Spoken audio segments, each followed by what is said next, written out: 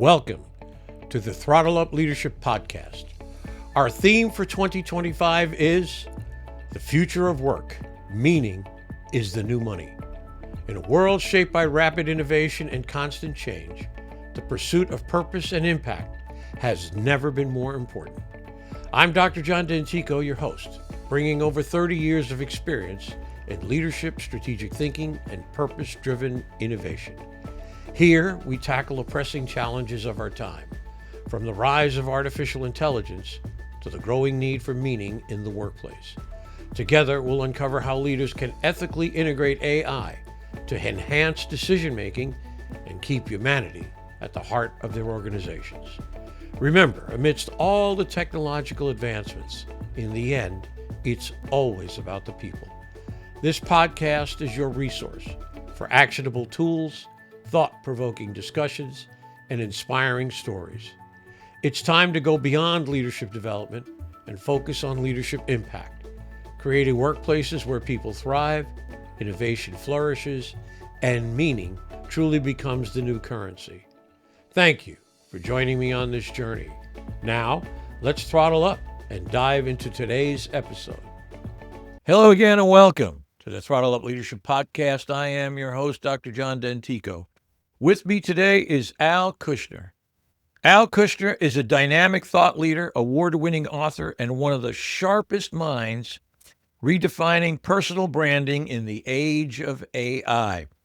As the author of The AI LinkedIn Advantage, Unleash the Power of AI and Dominate the Competition, Al is leading the charge on how professionals can use artificial intelligence to craft standout brands, grow their influence, and unlock new career opportunities. From startup founders securing investor interest to executives landing keynote stages and leadership roles, Al's strategy delivers results. He doesn't just teach AI and LinkedIn tactics, he makes them accessible, actionable, and deeply human. With a style that's equal parts storyteller and strategist, Al empowers individuals to break through the digital noise and lead with authenticity. Whether you're curious about where AI is taking the future of work or simply trying to level up your own personal brand, you're going to walk away from this episode with insights you can use immediately. I am truly pleased and delighted to have Al here with me this morning. Good morning, Al. How are you? Good morning, and thank you for the opportunity. Great to have you here. Al, I'm going to start out with a little bit of a personal note, and that is, tell me a little bit about yourself. Where did you grow up, and what were some of the influences in your early life? Well, I grew up in a small city called Brooklyn, an area called Coney Island.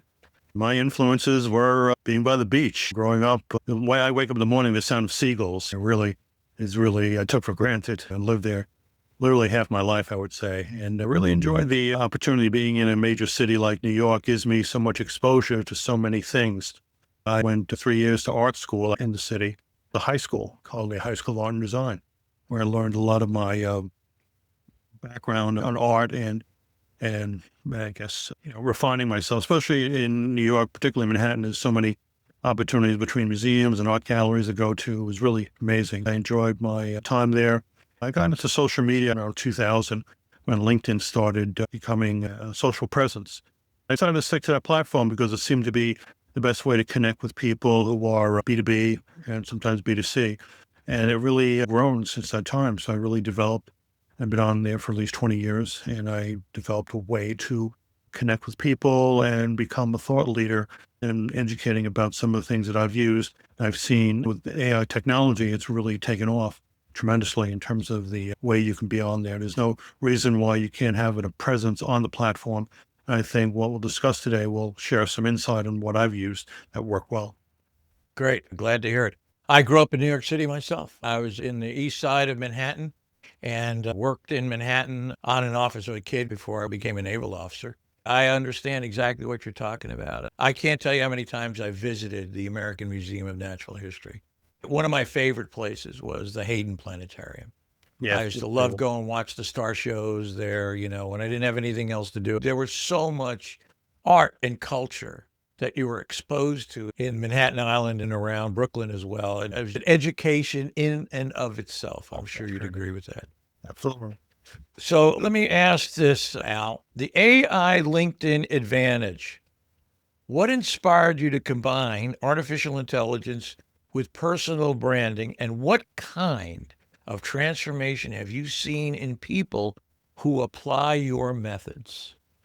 What inspired me is that I was looking in the marketplace to see if there were any books on the topic. And there are a lot of books on LinkedIn and a lot of books on AI, but nothing really combined.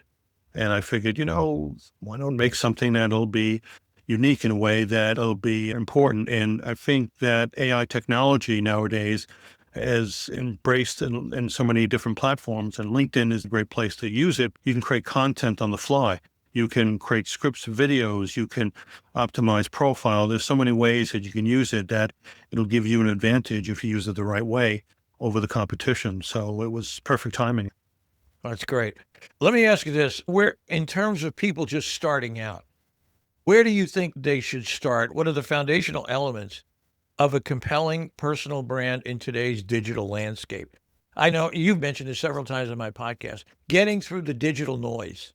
How do you separate yourself, or how do you stand out in the background of the digital noise? Create content that is compelling to your audience.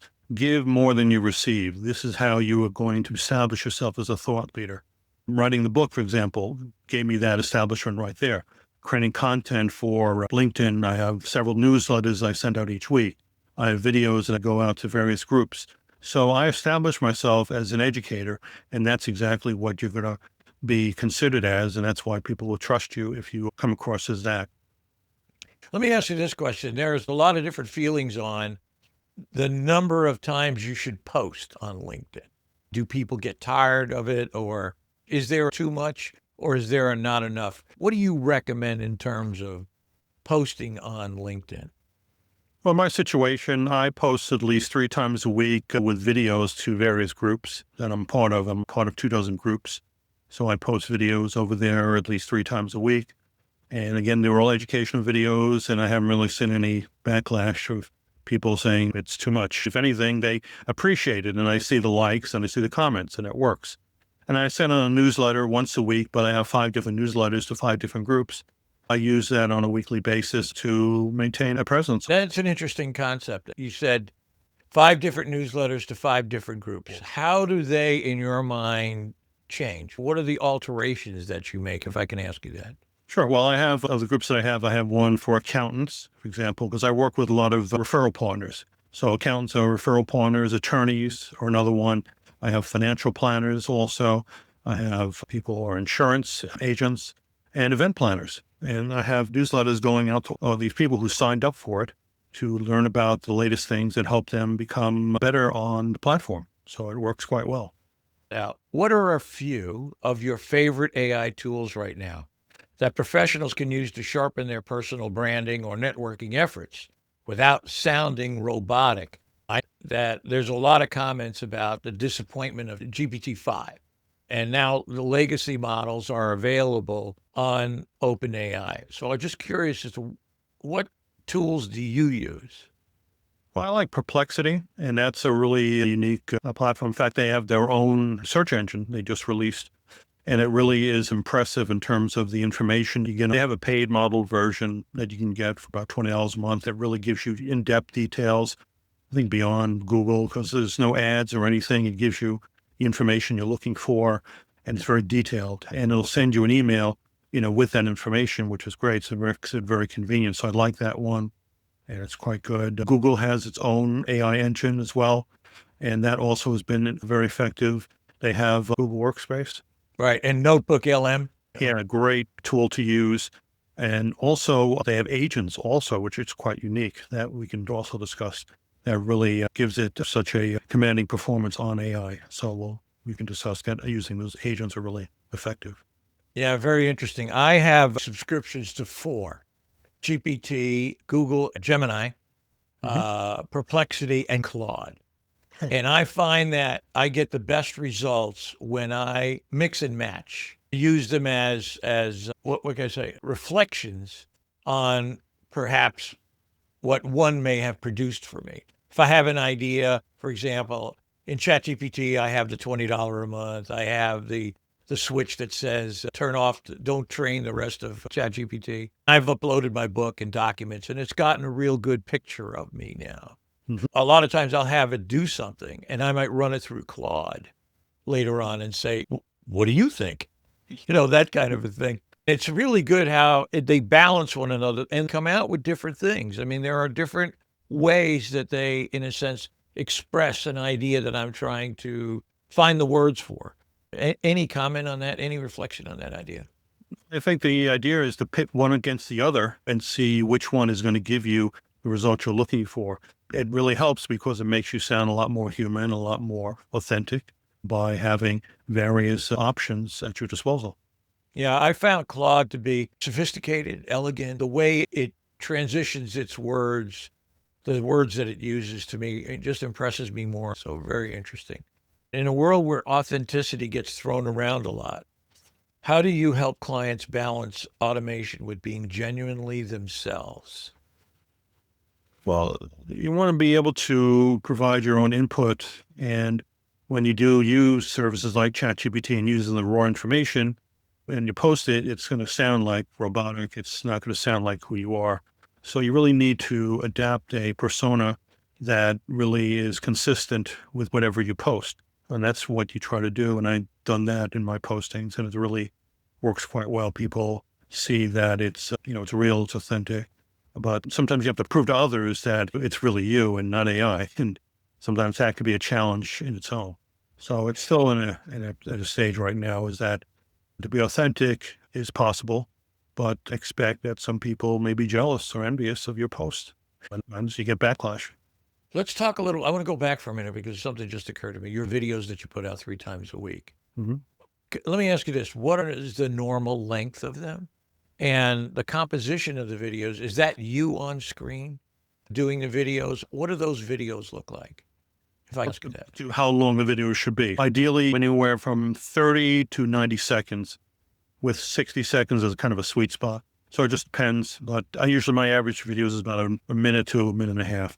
I created the videos using AI technology with information I provided.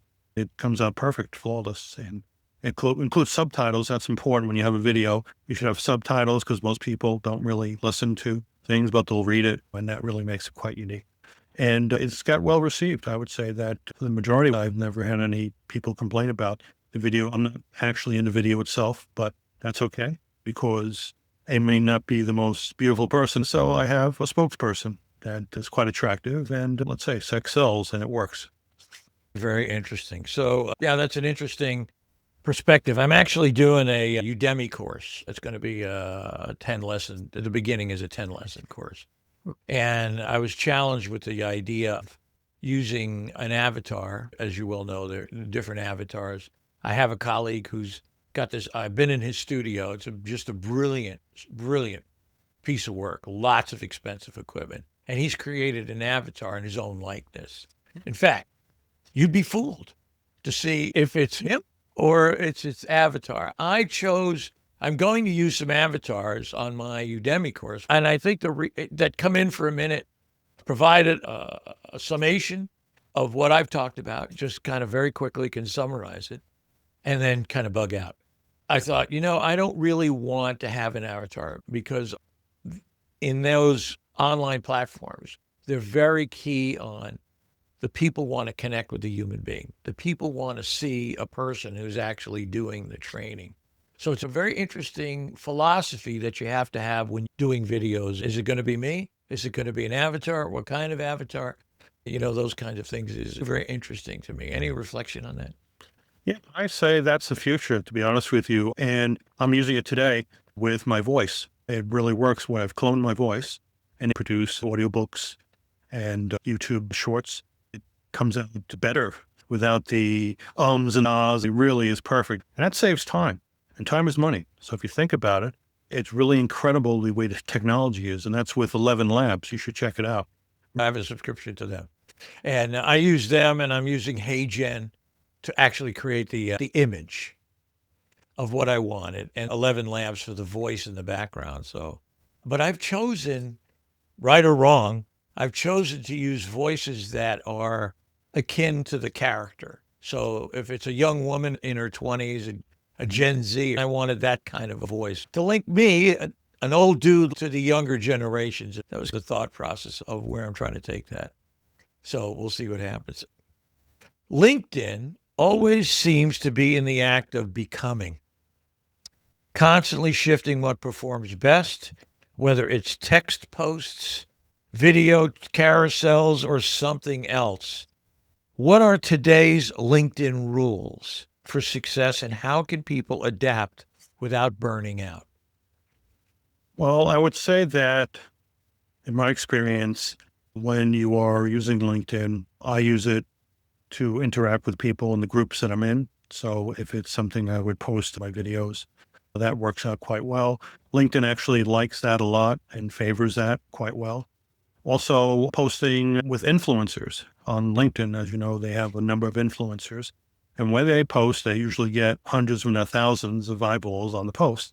And I try to comment on that, and my comments usually appear within 5 minutes of when they're posting. When I post, I don't say, hey, thanks for sharing. I be a little more specific, and it really works in terms of the response rate. Sometimes it can drive a lot of views to your profile because you commented on a particular influencer, and the influencer responded back to you with, hey, what a great idea. So that's something that works quite well in reach, and LinkedIn favors that quite often. There's 3 or 4 folks that I follow that I really like because they're pushing back on the hype of AI. I was telling a colleague the other day, with all the hype of AI, I feel almost like there's tire tracks all over me. You've been run over by it without having people slow down a little bit and say, okay, what really works here? How can I use the tools that are available to help me specifically in what I do? It's very interesting to me that we're caught in this place where hype almost seems to overwhelm us at times. Any thoughts you have on that? Just curious. Well, I think with anything, you see how it works for you. For those who haven't used it, perhaps they'll be overwhelmed by it. But for myself and even yourself who've used AI and know that you couldn't live without it, it's a no-brainer. I use it, and whatever people say about it, that's their opinion, but not my opinion. I embrace it because it's the future. And for those who don't, they get left behind. So I feel sorry for those. If you're not doing it, your competition is. And that's what my Yeah. book talks about, is that you need to be one step ahead in order to succeed. Yeah, I agree. I'm in the process of developing a 75 page handbook, and AI is going to play a large part in developing that. At the end, I will read every word and make sure it makes sense. But I thought one of the things I'm going to do, and I've talked to a few people about doing this, is in the beginning, I'm going to have what I call a statement of transparency, which says, yeah, I used AI. This is how I used it. This is what it did. But here's the context, and the ideas are mine, so that people know you use it. Might as well admit to it and say, this is how I used it. This is what it did for me. And Wow. I'm happy to share that. What do you think about that idea? Well, whether or not people believe you, I've seen situations where I post, even though it's my thoughts, people accuse me of using AI. So I've just given up and say, you can decide for yourself. It's about the value they get from the information. If the information is valuable and they get some tidbit out of it, then that's fine. Then my message got across. And that's what makes a difference. So when you're declaring it or not, it's entirely up to you. It's a matter of giving value to whoever you're connecting with. And if they walk away with some value, could they care less? One tip may save them hundreds of thousands of dollars. They'll take it. Yeah, I agree. So let me ask you this. Do you work with individuals on their LinkedIn plan or LinkedIn profile and different things like that? Yeah, I work with individuals and work with corporations, working with their teams. So it depends. Every situation is different. But I find that people that I work with, they usually want to optimize their profile and develop a strategy for outreach. We use a two-pronged approach, and that seems to work quite well. I've got a lot of testimonials in my LinkedIn profile, over 100. People can check out and see the results from others who've used my services. If you want to get results, I can make it happen. Let me ask you this, without giving away any state secrets or names, can you cite one example of what you've done working with an individual or a corporation where they went from point A to point B and things changed dramatically for them? Most recently, I worked with someone, he's an accountant, and he needed to develop a strategy to stand above the competition. We worked on his profile. We worked on some keywords that resonated well with particular clients. And he's seen a tremendous increase of the amount of contacts and connections he's made. His growth is over, I would say, at least 400% in the past 3 weeks that we made a transformation. And of course, LinkedIn is also a search engine, but a lot of people do searches looking for people who are specialists. And this accountant specialized working with real estate people. So we developed a strategy to work with certain groups on LinkedIn and educational videos that really shed him as a thought leader. And he is getting more business now than he can imagine. He's just thanking me every day that I worked the magic on his profile. And it was just a couple of tweaks that really made a difference. And that really is what helps people is just getting the right direction take. And then you can really take off on the platform. Glad he's doing well and glad you're doing well. Looking ahead, how do you see AI transforming career growth and professional visibility over the next 3 to 5 years? And what should listeners be doing now to stay ahead of the curve? Is there anything they can do now to get ahead of it? Listen to podcasts like this is definitely a good example. Plenty of great audiobooks. Make the best use of your time. Make your car a university on wheels and listen to informative audiobooks that are going to give you an edge. You know, my book is an audiobook version. You can listen to that, or plenty of other books that are available. The key is to be open-minded and deal with procrastination, which is really what affects most people. And they say they want to do something, never do it. Or life takes hold of them. You know, you have to set a time aside and at least dedicate 5 or 10% of your income towards education. So whether it's from books, attending a seminar, webinar, or going to a trade show to learn about the latest, what's happening in industry, you should do that because that's the way you're going to make yourself more marketable in this industry. Yeah, I had a guest on who's an AI HR futurist, and we were talking about credentials or certifications that will come into play now because things are happening so fast. Things change so quickly that you can't spend another 2 years in college to get the degree you need in order to become good at a particular capability. So things like credentials or certifications can fill that gap where organizations now will look and say, oh, you've got these 2 or 3 credentials. You can really jump in here right now and help us. So any thoughts on that idea? I was reading an article the other day about people recently graduating from school with certain certifications, and they're getting offered jobs of 6 figures. It's incredible.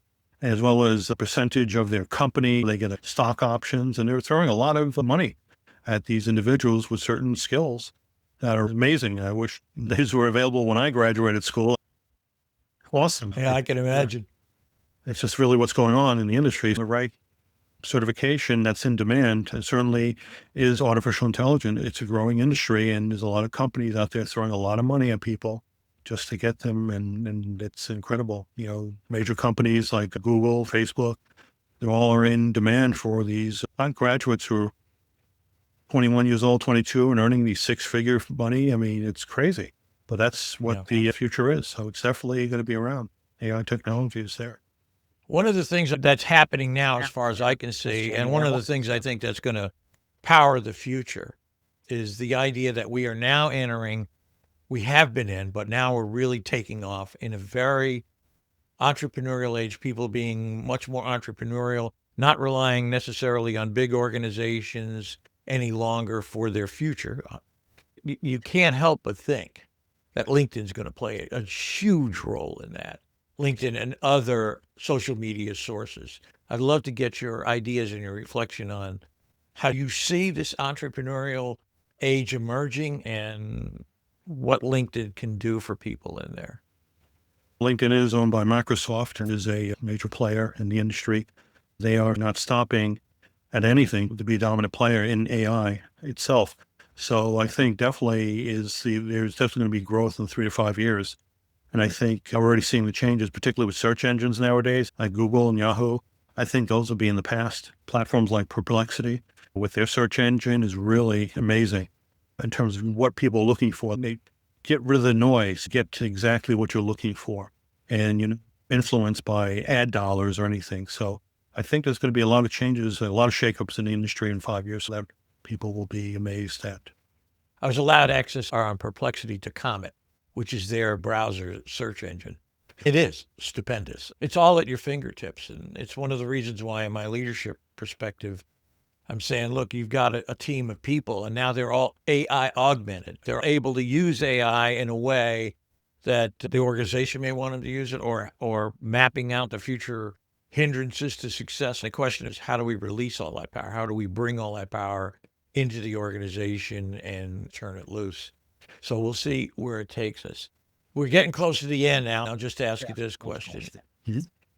Where you are right now and where you see your future going, what do you hope for Al? And what do you hope to see happen in the next, let's say, 2 to 3 years in terms of LinkedIn and its effect? Well, I see next 2 or 3 years LinkedIn to go beyond the billion of users if they haven't done already, and become more a dominant player in the social media platform that has so much potential, particularly for anyone who wants to connect from B2B or B2C. What I like about it is that you can get a lot of information if you follow the right influencers, and learn a lot of information that's trending, what's changing immediately. So I think a lot of people they want the latest information. They're impatient and they don't want to be bombarded with ads and other things that are really distractions. And with players like Perplexity, I believe, is also looking to purchase, I think, Google, one of their particular search engines. They wanted to purchase the browser. They wanted to purchase Chrome. Exactly. So they are obviously looking to become the dominant player. And I wouldn't be surprised if that's the future of these search engines, where it really gets people the answers they're looking for and makes it more resourceful than it is nowadays. That's incredible. Just look at 20 years ago. You thought it was Ask Jeeves or something. That was the major thing at the time. Or AOL, and where are they now? Go figure. So the same thing in 5 or 10 years from now, it's going to be these AI technologies that are really changing how people look and search for things and make arrangements using AI technology. I agree. I think my prediction is the big shakeout's coming.